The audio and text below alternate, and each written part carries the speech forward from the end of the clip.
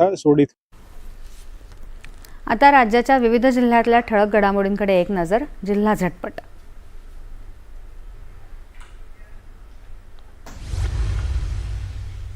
बुलडाणा जिल्ह्यात साखरखेडा ग्रामीण रुग्णालयाची केंद्रीय आरोग्य राज्यमंत्री प्रतापराव जाधव यांनी केली पाहणी.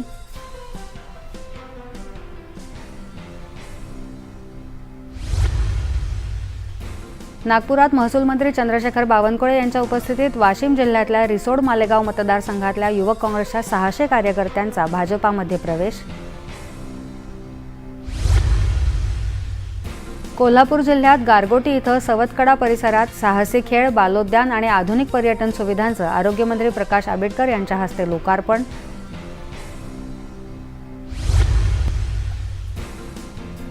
आठवड्यातून 2दाच धावणारी नागपूर कोल्हापूर एक्सप्रेस आषाढी यात्रेसाठी दररोज सुरू करण्याची वाशिमच्या प्रवाशांची मागणी.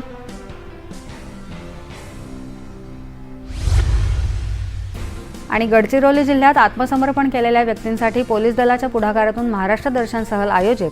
राज्यातले विकास कामं, ऐतिहासिक स्थळं आणि सामाजिक परिवर्तनाची ओळख करून देण्याचा उद्देश. वळूया फुटबॉलच्या बातमीकडे.